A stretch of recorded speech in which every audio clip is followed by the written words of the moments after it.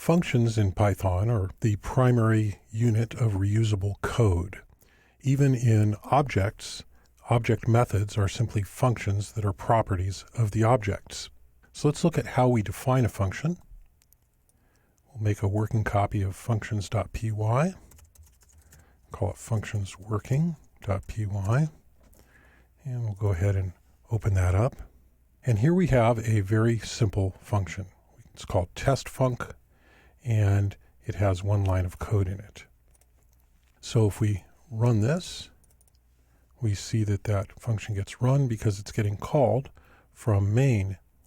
Now, a few things to notice in this file. First of all, main is getting called down here. So main is a function just like any other function, and it's simply getting called from the end of the file. The reason it's getting called from the end of the file is so that it can use things that are defined after it, like for instance, testfunc. If instead of calling main from the end of the file, if there were simply a call to testfunc from the top, that would not work. We'll save that and run it, and you see we get name error because name testfunc is not defined at the point where it was called. So in order for that to be defined first, we put it in a function and we call that function from the end. And so that's one of the reasons that we have this pattern at the end of the file that calls main, and then main is defined at the top. It's also worth noting that we have to have some content in the suite after the colon. So if this were like this, def testfunc like that, and save it and run it, we're going to get an error. Indentation error. So it thinks that I had intended to put this inside the function, which would not work because there's no body of the function. So there has to be something there. So if you're looking for a way to simply have a stub, if you're outlining some code and you just want to have a function definition without any body, there's the pass statement, which is essentially a no-op. We save this and run it.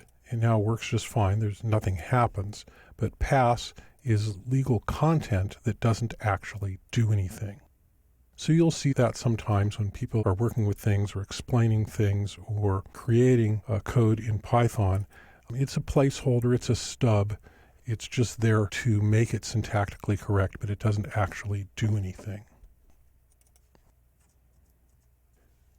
If I want to pass an argument to my function, I can do that by putting an argument name here, call it number, and then I can print that out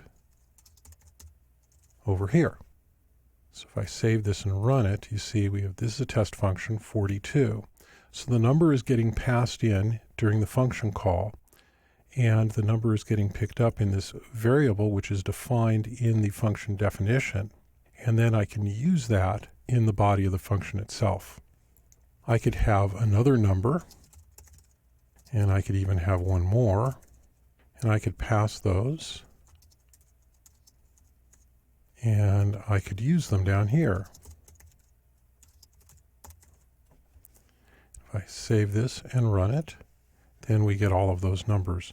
Because these are defined, they must be passed. If I don't pass all of them, and I try to run that, you see I get a type error. Testfunc takes exactly 3 positional arguments, 1 given. You might want to have some optional arguments, and you can accomplish this by giving them default values. You give them default values by assigning values in the function definition.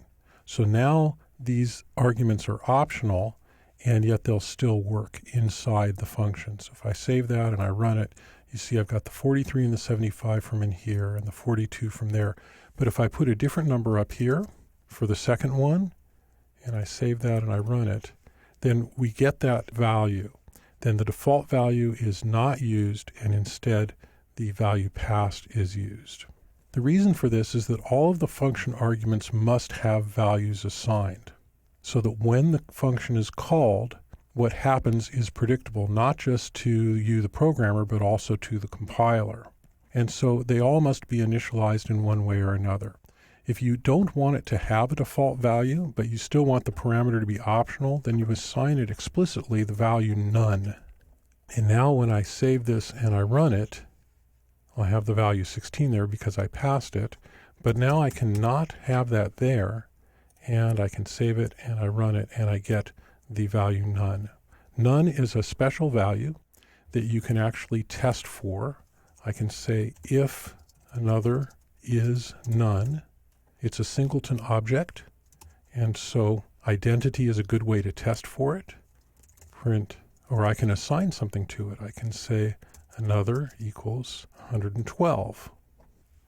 And now when I save and I run, I get 112 here because I tested for none and that test was successful. But if I put something in here, 61, and save that and run it, then we have the 61.